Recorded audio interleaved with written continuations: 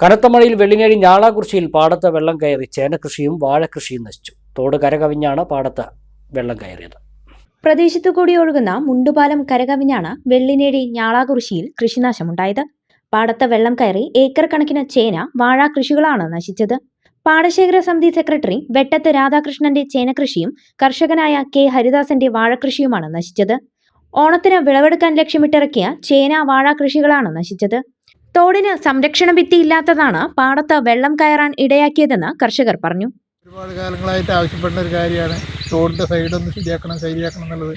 അതിപ്പോൾ പഞ്ചായത്തിനോട് കഴിഞ്ഞ കമ്മിറ്റിയിലും കൂടി ഞാൻ ആ കാര്യം ഉന്നയിച്ചാണ് തോടിൻ്റെ സൈഡ് കെട്ടി ശരിയാക്കണം, തോട്ടിൽ വെള്ളം വല്ലാതെ കിടക്കിട്ട് വെള്ളം കിടന്നിട്ട് കൃഷി നശിക്കും എന്ന് പറഞ്ഞപ്പോൾ ചെയ്യാന്ന് പറയാന്നല്ലാണ്ട് അതിൻ്റെ യാതൊരു പ്രവർത്തനങ്ങളും നടക്കില്ല. ഈ റോഡാണെന്ന് വെച്ചാൽ ഒരു മഴ കൂടി പെയ്താൽ റോഡ് മൂടും, പിന്നെ വാഹനങ്ങൾ പോകാൻ ബുദ്ധിമുട്ടാണ്. കൽവർട്ടില്ലാത്തതാണ് ഏറ്റവും വലിയ പ്രശ്നം. കൽവർട്ട് വല്ലാതെ വലുതായി കിട്ടിയ താഴത്തെ കൃഷിക്കാർക്കും ബുദ്ധിമുട്ടുണ്ട്, അത് നമുക്കറിയാത്ത കാര്യമല്ല. അപ്പോൾ അതിന് ഞങ്ങൾ അത്ര ആവശ്യപ്പെടുന്നത് തോടിൻ്റെ സൈഡൊന്നും കൂടി ഉയർത്തി കെട്ടി വൃത്തിയാക്കി തോടിൻ്റെ സൈഡ് ഒന്ന് ഒഴിഞ്ഞു വിട്ടാൽ അത് ശരിയാവും, കുറേയൊക്കെ ശരിയാവുമെന്നാണ് ഇവിടുത്തെ കർഷകരുടെ അഭിപ്രായം വെച്ചിട്ടല്ലേ നമുക്ക് ചെയ്യാൻ പറ്റുള്ളൂ. നമ്മൾ സ്വന്തം കാര്യം അല്ല, ഇത് പൊതുകാര്യമല്ലേ. പൊതുകാര്യം അപ്പോൾ ഇവിടെ ചേന നട്ടുണ്ട് വട്ടത്ത് രാധാകൃഷ്ണൻ. അയാളിപ്പോൾ പാടശേഖരത്തിൻ്റെ ചുമതലയൊക്കെ ഉണ്ട് അയാൾക്ക്.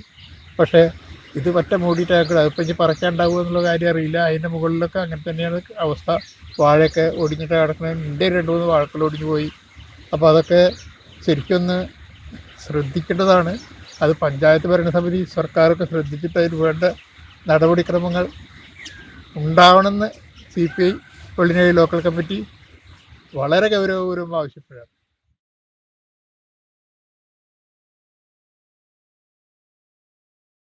കാർഷിക മേഖലയ്ക്ക് പുത്തൻ ഉണർവേകാൻ അഗ്രികൾച്ചറൽ സെന്റർ അടയ്ക്കാവുത്തൂർ.